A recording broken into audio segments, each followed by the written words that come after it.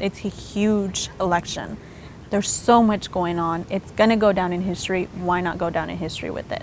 This election year, the Latino population is expected for the first time to be the nation's largest ethnic minority in a U.S. presidential election. 25 News reporter Eliza Navarro continues our team coverage with a look at how the Hispanic voice is stepping up this election year. Eliza? Joe, Lindsay, over the years, the Hispanic voter turnout is usually on the lower side. I sat down with first-generation voters who say it's time for the Hispanic population to step up. A record 32 million Latinos are projected to be eligible to vote in this year's presidential election, just weeks away.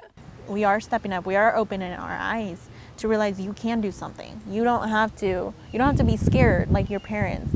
Yeah, it's scary, but you know what? Let that fear become encouragement. Married couple Monica and Jerry are Mexican and first generation here in Waco.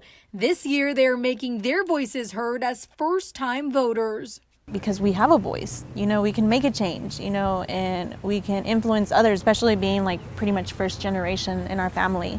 I think it's a good example. An example they hope the younger generations of the Hispanic community will learn from. According to the Pew Research Center, this year, 13.3% of eligible voters are Latino, a record high compared to previous years. In 2018, it was 12.8%. In 2016, it was 11.9%. A slow but steady increase that Dr. Patrick Flavin says will have an impact on the results. Hispanics tend to vote at lower rates, and so I think it's a real opportunity to enhance their political voice by increasing voter turnout. And so it would lead to, I think, better representation, more responsiveness from government. He says every eligible voter should exercise their right to vote.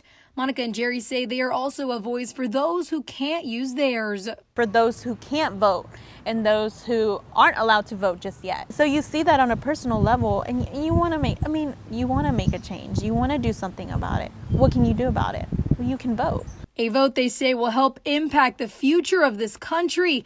Their hope is to see more Latinos join them and take a stand for what they believe in.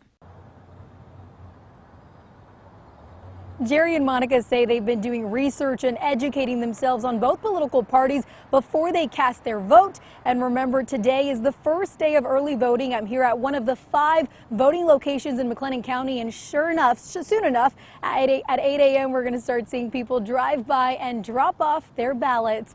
Live in Waco, Eliza Navarro, 25 News.